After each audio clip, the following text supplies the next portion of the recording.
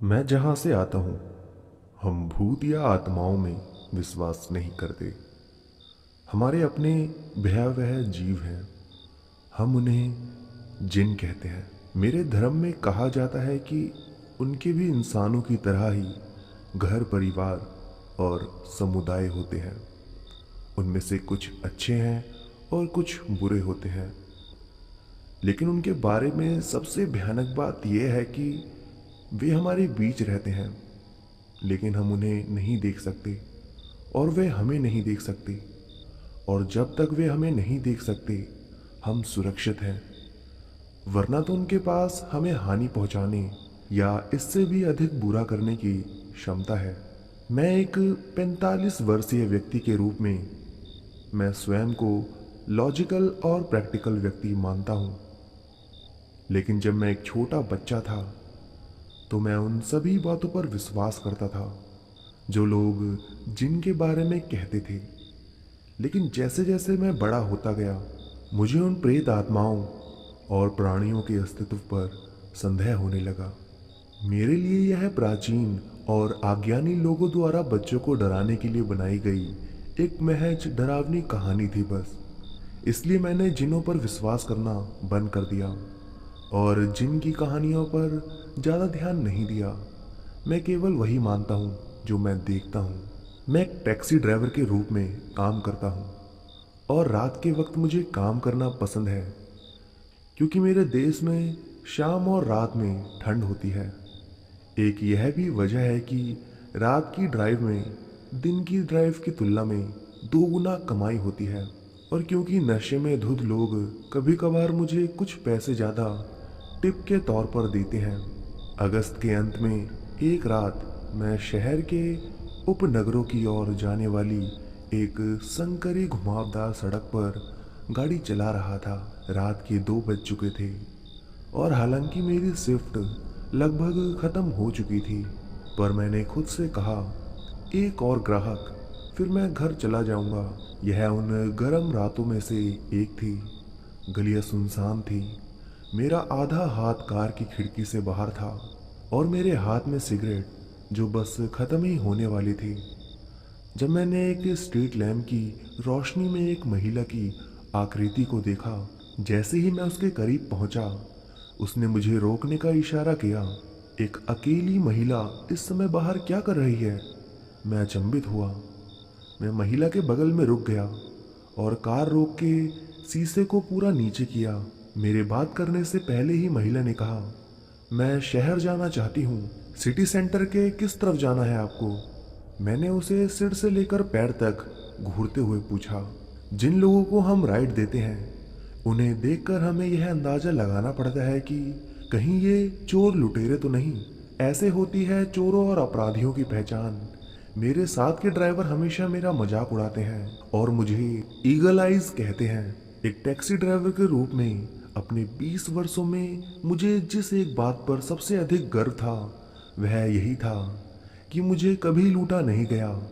वह महिला काफ़ी बूढ़ी थी, शायद 50 से 60 साल की होगी, और उसके हाथों में कुछ भी नहीं था। उसने सफ़ेद रंग की एक लंबी बाजू की ड्रेस पहनी हुई थी। स्ट्रीट लैम्प की मंद रोशनी में उसे देखना थोड़ा मुश्किल था। रियाल्टो सिनेमा फैमिली मार्केट के सामने, महिला ने कहा। अंदर आ जाओ, मैंने कहा, और जैसे ही मैंने पिछला दरवाज़ा खोला, मैंने उसे तिरछी नज़र से अंदर आते हुए देखा और फिर चुपचाप उसके पीछे का दरवाज़ा बंद कर दिया। मैंने एक्सीलेटर पर पैर रखा और आगे की ओर चल दिया। महिला ने बैठते ही बोलना शुरू किया, जिंदगी कैसी है तुम्हारी?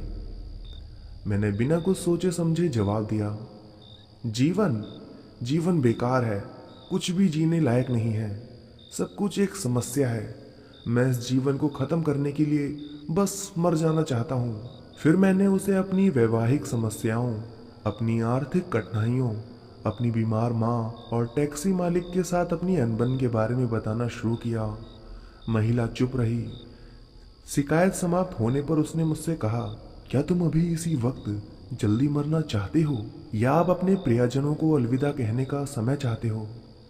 इस अजीबोगरीब सवाल ने मुझे चौंका दिया। मैंने कभी आत्महत्या को गंभीरता से नहीं लिया। कुछ सेकंड्स के लिए मैं इस अजीब सोच में खो गया था।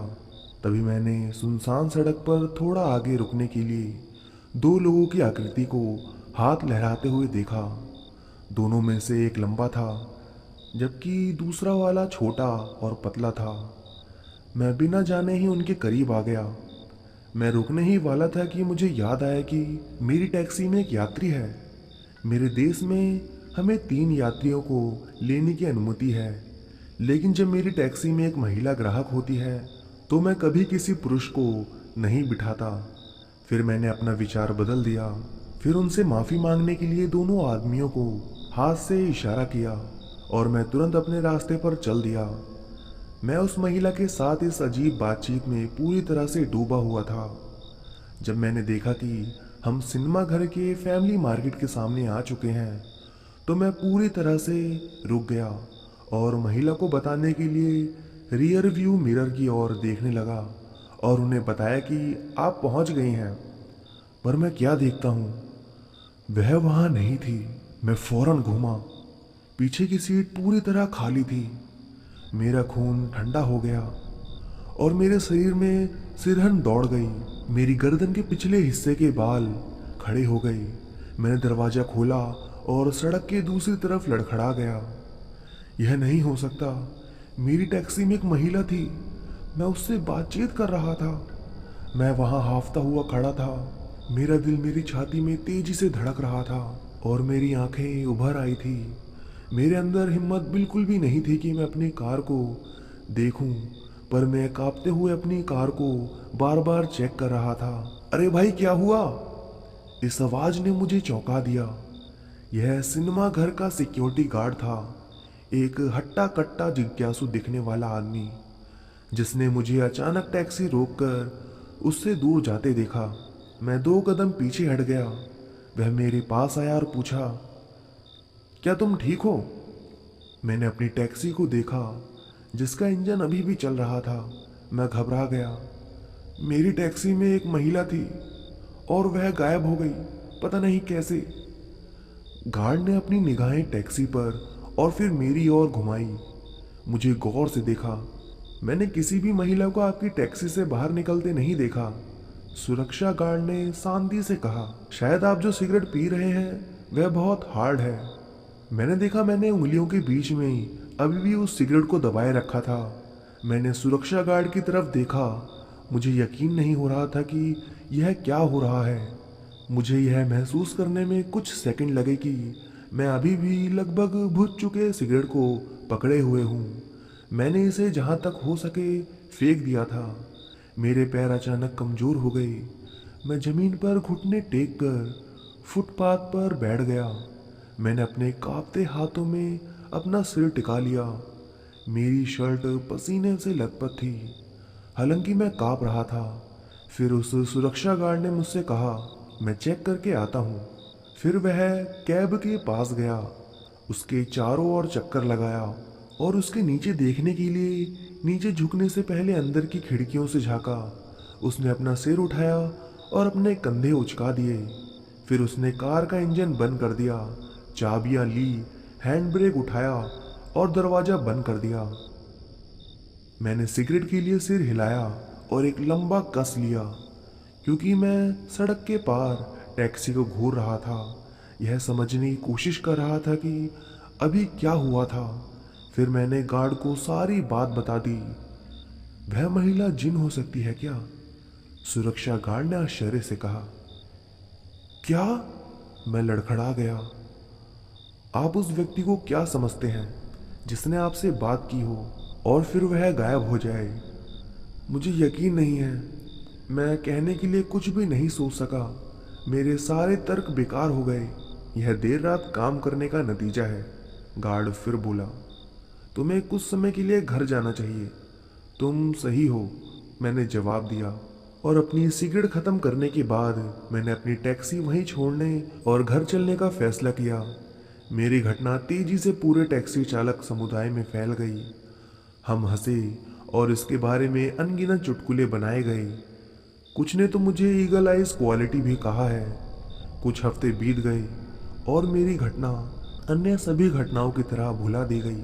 फिर एक दिन मैं कुछ दोस्तों के साथ शहर के कॉफ़ी शॉप में बैठा था, जहाँ कई ड्राइवर ब्रेक के लिए रुके थे। एक हट्टा कट्टा जिज्ञासु दिखने वाला आदमी मेरे पास आया। क्या वह वास्तव में आप हैं, ईगल आइज? मैं यह याद करने की कोशिश कर रहा था कि मैंने उस आदमी को कहीं तो देखा था। यह मैं हूँ, आदमी ने तुरंत कहा। रियाल्टो सिनेमा घर का सिक्योरिटी गार्ड। हाँ हाँ हाँ, तुम याद हो मुझे, मैंने चौंक कर जवाब दिया। मैंने तुम्हें हर जगह ढूंढा, उस सिक्योरिटी गार्ड ने कहा। उस आदमी ने अपनी जैकेट की जेब से एक अखबार निकाला और मेरे सामने रख दिया। इस पर एक नज़र डालो। फिर उन्होंने मुझे अखबार के पहले पन्ने का एक लेख दिखाया। लेख दो अपराधियों की गिरफ्तारी के बारे में था, जिन्होंने गर्मियों में अलग अलग शहरों में कहर मचा रखा था। हत्यारे देर रात कार रुकवाकर मदद के रूप में लोगों से मदद मांगते, फिर उनका सामान लूट लेते और चाकू से उनकी हत्या कर देते, और फिर उन लोगों को सड़क से दूर गड्ढों में फेंक देते और उन्हें मिट्टी से ढक देते। मैंने उस आदमी से विनम्रता से पूछा, मुझे समझ नहीं आ रहा है कि आप मुझे यह क्यों दिखा रहे हो? सिक्योरिटी गार्ड ने अपनी उंगली से पेपर के बीच के हिस्से को दिखाया। वहां लिखा था, हत्यारों ने स्वीकार किया कि मारे गए सभी लोगों पर एक ही स्थान पर हमला किया गया था। बचने का कोई भी मौका नहीं था, बस एक टैक्सी ड्राइवर को छोड़कर जो अकेला था और हमारे सामने रुकने ही वाला था। और यह बात अगस्त के अंत में एक रात की है। वह ड्राइवर भाग्यशाली था। यह ऐसे था जैसे एक जिन या आत्मा ने उसे हमसे चुरा लिया हो। हत्यारों में से एक ने पुलिस से कहा। एक तस्वीर में उन्हें एक पुलिस वाहन में वापस ले जाते हुए दिखाया गया है। एक लंबा था जबकि दूसरा बहुत छोटा और पतला था। मेरा दिल बहुत जोर जोर से धड़क रहा था। सुरक्षा गार्ड ने मुझे चिंतित रूप से देखा, क्योंकि हम दोनों जानते हैं यदि आप किसी जिन को देख सकते हैं तो वो आपको भी देख सकता है। तो चलिए दोस्तों, आज की दूसरी कहानी सुनते हैं। तुम सब बाहर निकलो, जाओ यहां से, ये कहकर तरुण अपनी पत्नी और बेटियों को बाहर धक्का दे देता है और दरवाजा बंद कर लेता है। गैस पर बड़ा बर्तन रखता है और उसे पानी से भर देता है। जब पानी खौलने लगता है तो वह उसे अपने ऊपर डालने के लिए उठाता ही है। तभी पड़ोसियों की सहायता से उसकी पत्नी दरवाजा तोड़कर अंदर आती है और उसे बचाती है। वह वहीं बेहोश हो जाता है। ये कहानी एक सच्ची घटना से ली गई है। एक सीधा साधा इंसान कैसे भूत प्रेतों के चक्कर में पड़ जाता है, इस कहानी के माध्यम से आप सबको बताता हूँ मैं। तरुण बचपन से ही पढ़ाई में बहुत होशियार था। अपनी क्लास में हमेशा फर्स्ट आता था। सभी अध्यापक उससे बहुत स्नेह रखते थे। इंग्लिश उसका फेवरेट सब्जेक्ट था। 4 भाई बहनों में सबसे छोटा था। जब वह महज 18 साल का था तभी उसका चयन एयरफोर्स में हो गया। काफ़ी दिन तक तो उसने अपनी माँ से भी नहीं बताया, क्योंकि पहले समय में फोर्स को सबसे कठिन जॉब माना जाता था। पिता को उसने बता दिया था। वो उसे भेजने के लिए तैयार भी थे। जब जाने का समय आया तो 2 दिन पहले ही माँ को बताया तो घर में कोहराम मच गया। मैं तुझे कहीं नहीं जाने दूंगी। इतना बड़ा नहीं हुआ कि अपने फैसले खुद लेने लगे। तू कहीं नहीं जाएगा। बहुत मुश्किल से उसने और उसके पिता ने उनको समझाया। तब कहीं जाकर वो भेजने को तैयार हुई। जाने का दिन भी आ गया। सब दोस्तों और परिवार वालों से विदा लेकर वह अपनी मंजिल की ओर निकल पड़ा। ट्रेनिंग पूरी हुई तो पहली पोस्टिंग असम में हुई, जहां आज भी आदिवासी रहते हैं। इंसानियत से उनका कोई लेना देना नहीं है। वो वहाँ जंगलों में रहते हैं और रास्तों में आने जाने वाले वाहनों को लूटते हैं। वहाँ कोई भी गाड़ी अकेले नहीं जाती है। 20 से 25 गाड़ी इकट्ठा होकर साथ निकलती हैं। इसी बीच तरुण की शादी हो जाती है, पर वह आदिवासियों के डर से अपनी पत्नी को अपने साथ लेकर नहीं जाता। 3 साल बाद उसका ट्रांसफ़र वहाँ से दूसरी जगह होता है जहाँ वह अपनी पत्नी को साथ ले जाता है। दोनों एक दूसरे के साथ बहुत खुश रहते हैं। उनके यहाँ 2 बेटियां भी पैदा होती हैं।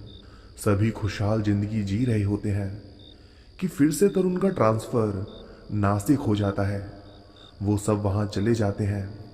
धीरे धीरे तरुण को शराब की लत लगने लगती है, जिसकी वजह से उनके घर में झगड़े होने लगते हैं। यहाँ तक कि बात हाथ उठाने तक भी चली जाती है।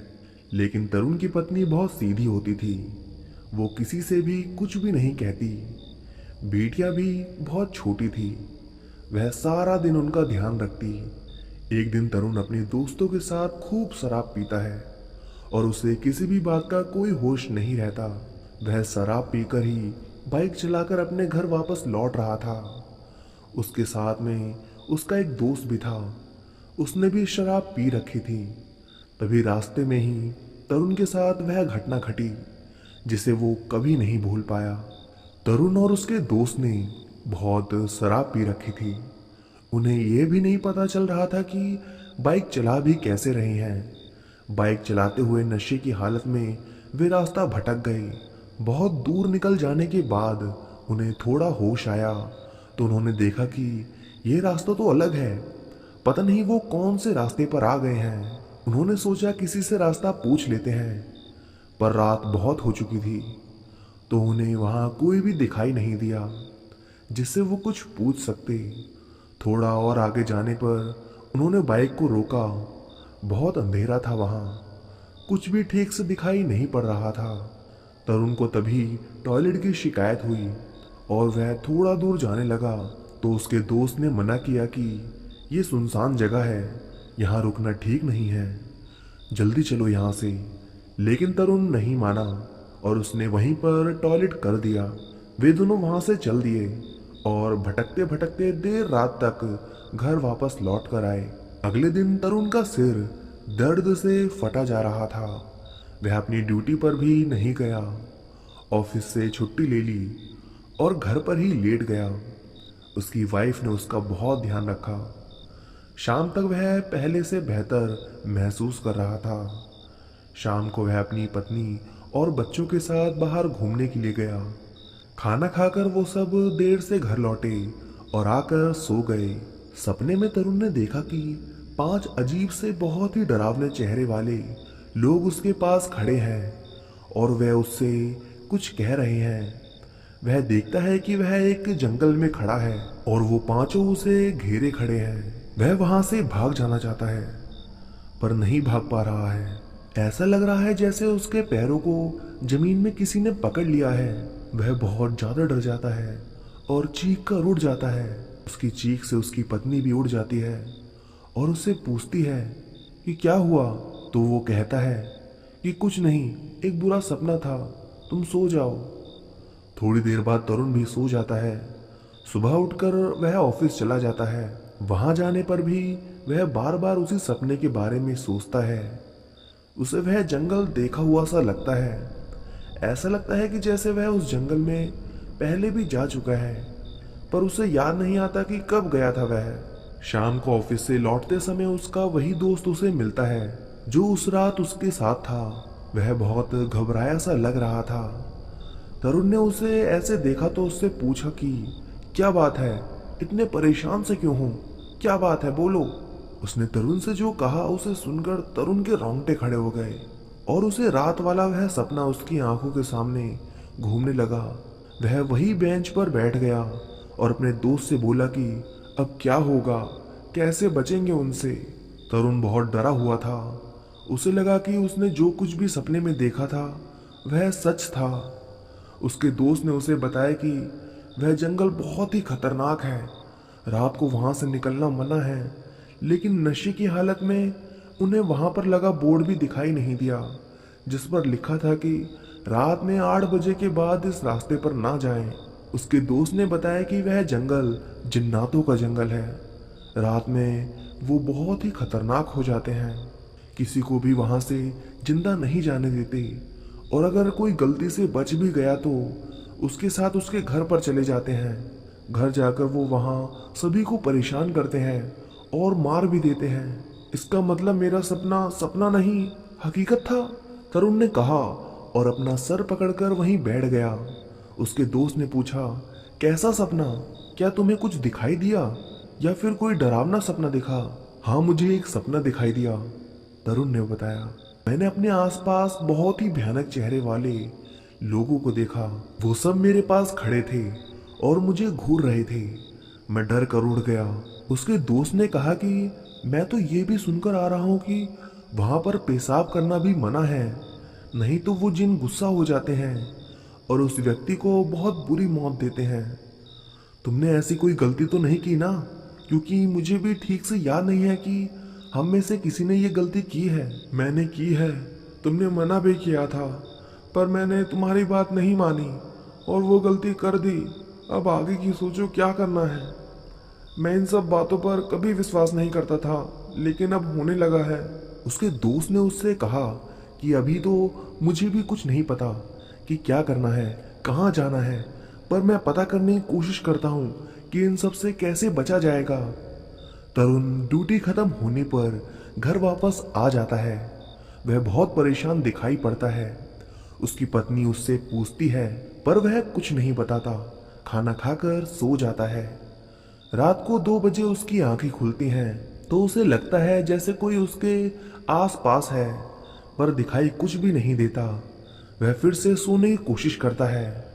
तभी उसे आवाज सुनाई देती है, जैसे कोई उसका नाम पुकार रहा है, तरुण, तरुण, तरुण। बार बार वही नाम दोहराया जा रहा था। वह डर कर उड़ जाता है और कमरे में चारों ओर देखता है तो उसे कुछ भी दिखाई नहीं देता। ऐसा लगता है जैसे आवाज कहीं बाहर से आ रही हो। वह बाहर ड्राइंग रूम में आ जाता है तो वहां भी कुछ नहीं दिखता। वह वहीं सोफे पर बैठ जाता है और अपना सिर झटकता है कि कहीं ये सब उसका भ्रम तो नहीं। तभी एक बिल्ली उसे वहां दिखाई देती है जो उसे ही घूर रही थी। वह जैसे ही उसे भगाने के लिए उठता है, तभी वो बिल्ली अचानक से कहीं गायब हो जाती है। एक बहुत ही भयानक चेहरे वाला भूत उसके सामने आकर खड़ा हो जाता है। उस जिन को देखकर वह बहुत डर जाता है। वह चिल्लाना चाहता है, पर उसके गले से कोई आवाज ही नहीं निकलती। वह बस उसे देखता रहता है। तभी वह जिन उससे कहता है कि तुमने हमें परेशान किया है और हमारी जमीन को भी तुमने गंदा किया है, तुम्हें इसकी सजा भुगतनी होगी। ये कहकर वो तरुण को जोर से धक्का देता है और तरुण गिर जाता है। उसके गिरने की आवाज सुनकर उसकी पत्नी उड़ जाती है। वह दौड़कर वहां आती है। वह देखती है कि तरुण के सर से खून बह रहा है और वह बेहोश है। वह पास वाले घर में जाती है और वहां से एक व्यक्ति को बुलाकर लाती है। वो दोनों उसे डॉक्टर के पास लेकर जाते हैं। डॉक्टर तरुण के सर पर पट्टी कर देते हैं। अगले दिन तरुण को होश आता है तो वह देखता है कि वह हॉस्पिटल में है और उसकी वाइफ भी वहीं पर है। उसका सिर बहुत दुख रहा था। उसे होश में आया देख उसकी पत्नी उसे पानी देती है और उससे पूछती है कि उसे ये चोट कैसे लगी। पहले तो वह उसे टाल देता है कि कहीं ये डर ना जाए, पर जब वह बहुत जिद करती है तो वह उसे सारी बात बता देता है। वह उसे बताता है कि उस दिन नशे की हालत में वह रास्ता भटक गया था और वह जंगल में चला गया था। वह जंगल जिनका जंगल है, जहाँ रात को जाना मना है। हमें पता ही नहीं था और हम भूल से वहाँ चले गए। तब से ये हमारे पीछे पड़े हैं। हमें डर है कि कहीं ये तुम सबको कोई नुकसान ना पहुंचा दे। उसकी पत्नी कहती है कि आप चिंता ना करें, हम कल मंदिर जाएंगे, सब ठीक हो जाएगा। और वो अगले दिन मंदिर जाते हैं। तरुण पंडित जी से मिलता है और उन्हें सारी बात विस्तार पूर्वक बताता है कि किस तरह वो रास्ता भटक कर उस भूतहा जंगल में चले गए थे। वहां से आने के बाद जो कुछ भी तरुण के साथ हो रहा था वो भी तरुण ने पंडित जी से बताया।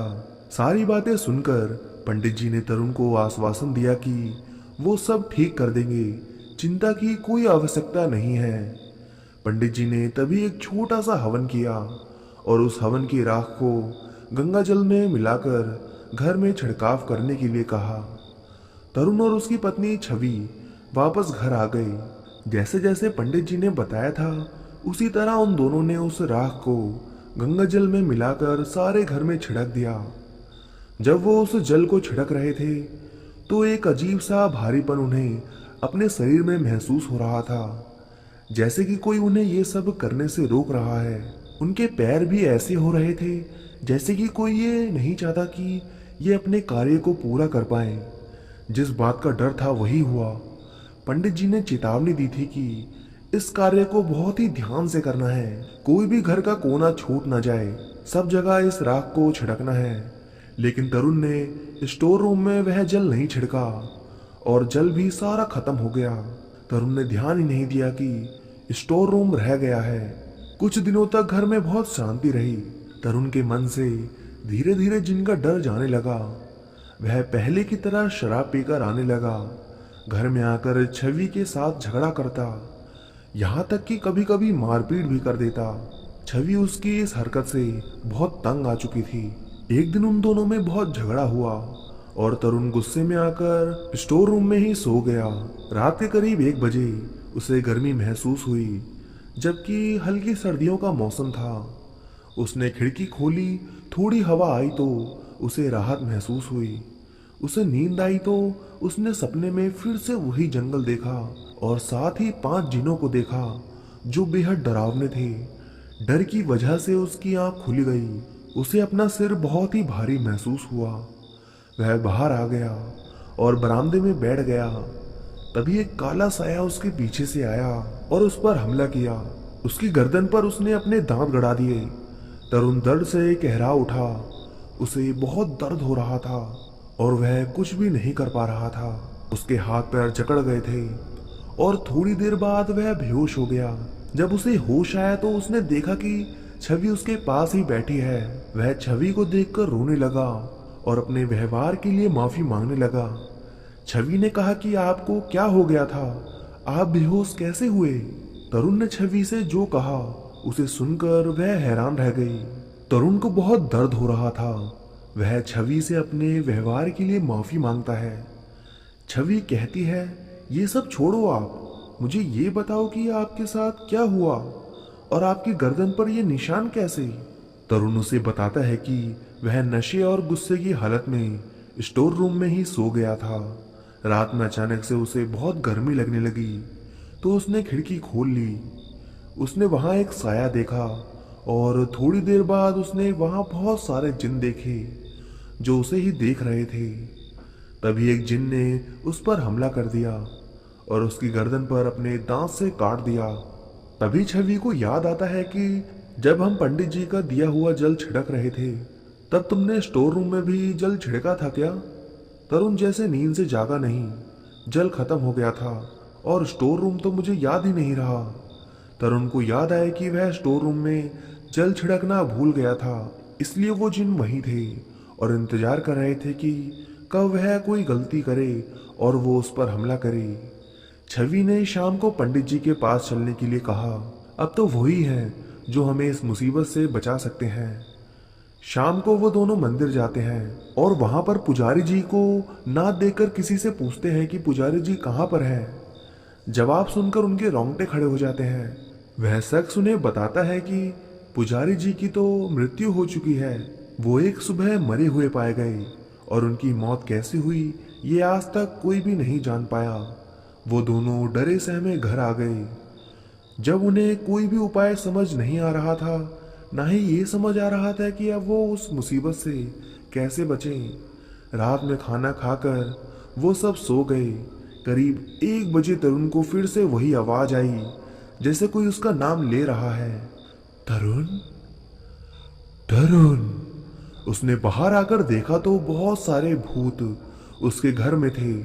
वह उन्हें देखकर वहीं खड़ा रह गया और विस्मित होकर उन्हें देखने लगा। ऐसा लग रहा था जैसे वो अपने वश में नहीं है, सम्मोहित सा हो गया था जैसे। तभी उसे एक आवाज आई कि जाओ पंखे पर फंदा बनाओ और खुद को खत्म कर लो। वह सम्मोहित हुआ। जैसे जैसे वो कह रहे थे वह करने लगा। उसने एक रस्सी ली और उसका फंदा बनाकर पंखे पर टांग दिया और वह स्टूल लेकर खड़ा हो गया और उस फंदे को अपनी गर्दन में डाल लिया। वह लटकने ही वाला था कि तभी वहां छवि आ गई। तरुण को इस हालत में देखकर उसकी चीख निकल गई। उसकी आवाज से पड़ोस में रहने वाले लोग भी जाग गए और वो वहां आ गए। छवि ने तरुण को आवाज दी तो ऐसा लगा जैसे कि वो नींद से जागा। अपनी हालत देखी तो उसे होश आया कि वह क्या करने जा रहा था। वह रोने लगा। उसे उसके दोस्त ने मुश्किल से समझाया और सभी को अपने घर ले गया। रात में वो सब वहीं सो गए। अगले दिन छवि और तरुण ने अपने घर पर बात की और उन्हें सारी स्थिति के बारे में बताया। तब तरुण की मां ने उन्हें घर आने के लिए कहा। उन्होंने कहा कि तुम दोनों बच्चों को लेकर यहाँ आ जाओ, हम यहाँ के पंडित जी से उपाय करा लेंगे। तरुण और छवि को भी यही ठीक लगा, तो इसलिए वह घर जाने की तैयारी करने लगे। तरुण और छवि घर जाने की तैयारी करते हैं। तरुण ट्रेन टिकट बुक करने के लिए स्टेशन जाता है। वहाँ बहुत भीड़ थी। बहुत देर बाद उसका नंबर आता है। तब उसे पता चलता है कि उसके शहर जाने वाली ट्रेन अगले 10 दिन के लिए रद्द हो चुकी है। वह घर वापस आता है तो वो बस से जाने का सोचते हैं। अगले दिन सुबह की बस से जाने का प्लान बनाते हैं। रात में तरुण अपने दोस्तों के साथ देर तक बैठा रहा। देर रात वह घर आकर सो गया। रात में फिर से उसे वही सब कुछ दिखाई देने लगा। वह सम्मोहित सा होकर जैसा वे कहते वैसा करने लगा। वो सब उसे बार बार आत्महत्या के लिए उकसाने लगी। उसने एक बड़े बर्तन में पानी भरकर गैस पर रख दिया और जब वह खोलने लगा तो उनका इशारा मिलते ही वह उसे अपने ऊपर डालने ही वाला था कि तभी छवि वहां आ गई। उसने वह पानी फर्श पर गिरा दिया। तरुण गुस्सा होकर उसे मारने के लिए दौड़ा। उसकी बेटियां बहुत डर गई। छवि की आवाज सुनकर पड़ोस वाले आ गए और उन्होंने किसी तरह से तरुण को काबू में किया। उसे एक कुर्सी से बांध दिया। तरुण को कुछ भी होश नहीं था कि उसने क्या किया है और वह क्या करने जा रहा था। सुबह होने पर छवि ने अपने ससुराल फोन किया कि वह आज भी नहीं आ पाएंगे। तरुण की हालत बहुत खराब है।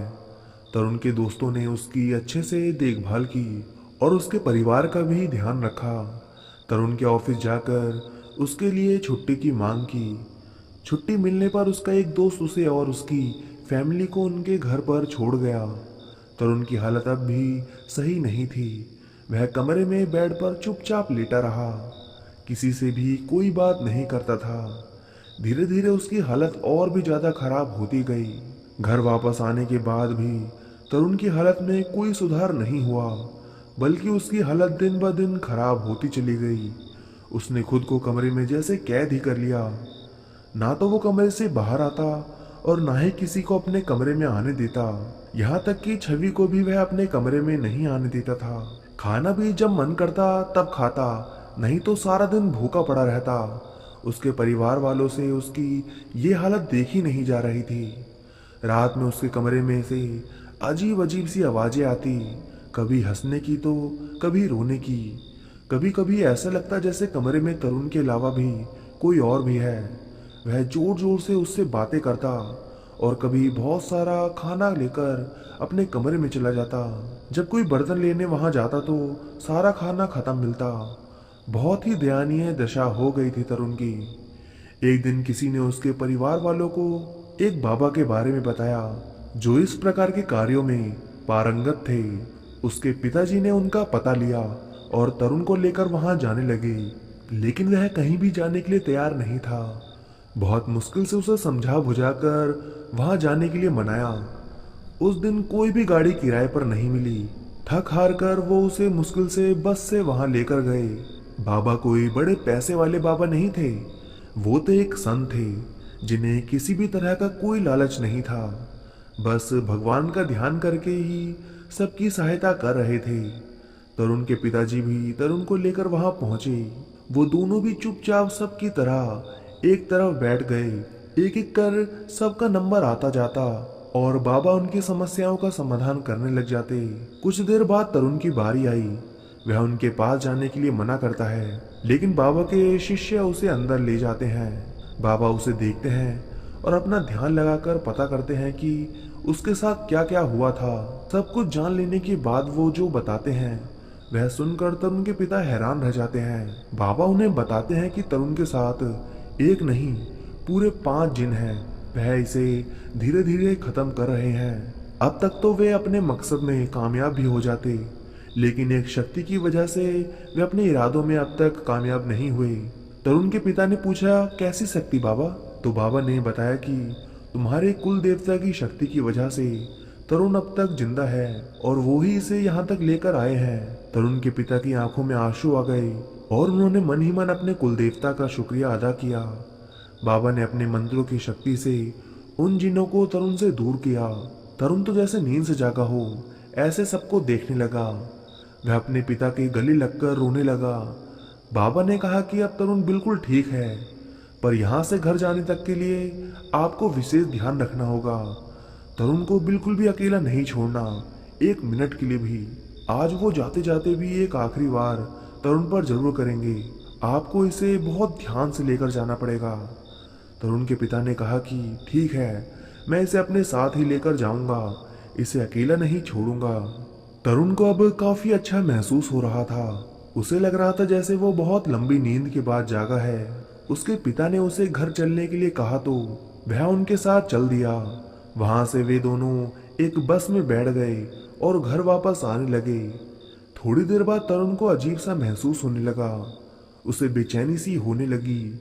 उसे ऐसा लग रहा था जैसे कि कोई उसके पास सिगरेट पी रहा है और धुआं उसके मुंह के पास छोड़ रहा है।